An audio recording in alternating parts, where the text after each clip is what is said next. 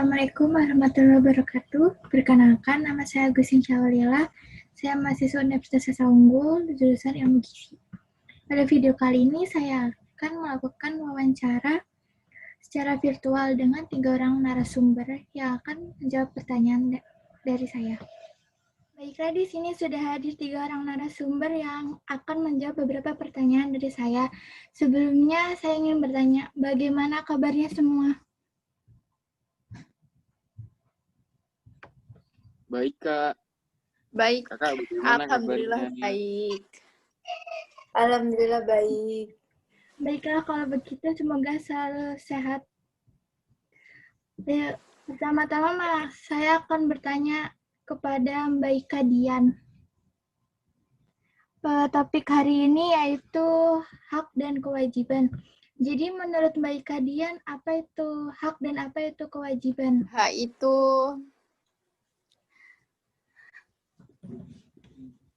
sesuatu yang mutlak menjadi milik seseorang.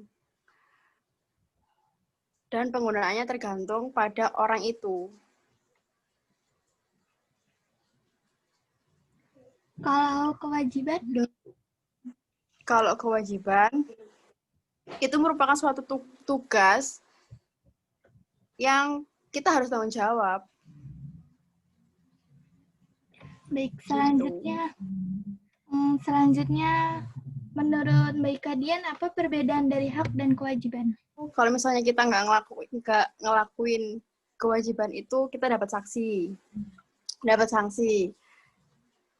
Sedangkan kalau hak, kalau misal kita nggak gunakan hak itu, kita nggak dapat sanksi sih.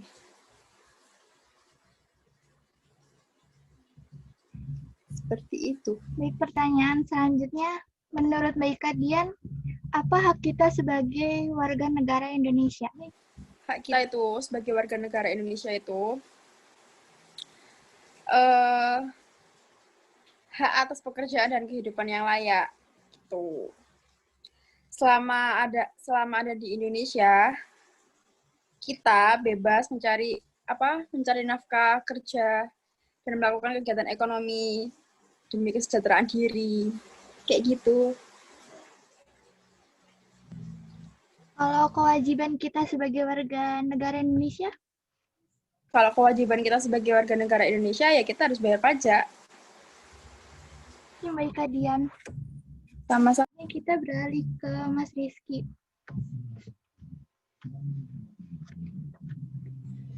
Jadi Mas Rizky,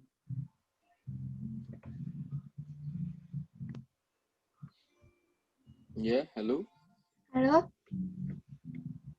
Mas Rizky, menurut pandangan Anda, bagaimana dengan seseorang yang menginginkan haknya dilakukan secara adil, akan tetapi dia tidak menjalankan kewajibannya sebagai warga negara Indonesia?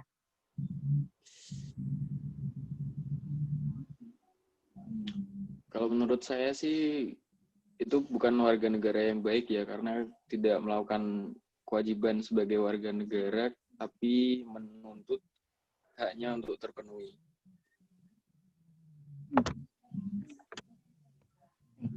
Baik, pertanyaan selanjutnya, menurut Mas Rizky, bagaimana cara kita untuk menghargai hak setiap orang? Karena kan setiap orang memiliki hak yang berbeda-beda. Nah, menurut Mas Rizky, gimana caranya biar kita bisa menghargai setiap hak yang dimiliki oleh orang?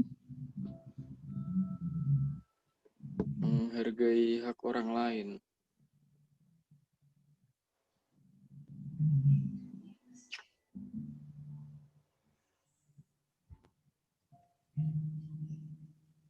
Ya gini aja sih, kalau orang lain udah melakukan kewajibannya sebagai warga negara, ya berarti orang lain udah menghargai hak kita juga. Terus kita juga toleransi gitu, menghargai hak orang lain dengan melakukan kewajiban kita. Pertanyaan terakhir, kenapa kita harus memiliki hak dan kenapa juga kita harus menjalani sebuah kewajiban? Ya itu seperti give and take sih. Kalau kita udah memberi, ya kita wajib dapat imbalan. Baik, terima kasih sudah menjawab pertanyaan saya. Iya Kak, sama-sama. Baik, pertanyaan selanjutnya akan saya tanyakan kepada Mbak Alif. Halo Mbak Alif. Halo. Saya ingin bertanya, Iya. kan topik kita hari ini berbicara tentang hak dan kewajiban. Nah, di hak itu ada yang namanya tentang hak asasi manusia. Nah, menurut Mbak Alif, apa yang dimaksud dengan hak asasi manusia? Kalau menurut saya, hak asasi manusia adalah suatu hak yang melekat pada diri seseorang yang sudah dianugerahi oleh Tuhan yang Maha Esa dan berlaku kapanpun, dimanapun, dan kepada siapapun itu. Baik, selanjutnya menurut Mbak Alif, bagaimana tentang perlindungan hak asasi manusia yang ada di Indonesia? Apakah masih ada pelanggaran atau tidak? Menurut saya, perlindungan HAM di Indonesia itu belum dikatakan baik dikarenakan masih banyak kasus-kasus yang belum terselesaikan, seperti penembakan misterius terhadap Petrus, kemudian ada kasus Marsina, kemudian masih banyak kasus lain yang belum terselesaikan. Jadi menurut saya perlindungan HAM di Indonesia itu belum bisa dikatakan baik. Seperti itu. Nah, kalau begitu, bagaimana caranya agar hak asasi manusia ini bisa berlangsung secara semestinya dan tidak terjadi pelanggaran lagi? Mungkin hak asasi manusia di Indonesia lebih baik jika menerapkan sila kelima seperti bunyinya keadilan sosial bagi seluruh rakyat Indonesia. Dengan kata lain, keadilan di Indonesia harus menyeluruh, bisa menembus elemen-elemen lapisan masyarakat di Indonesia.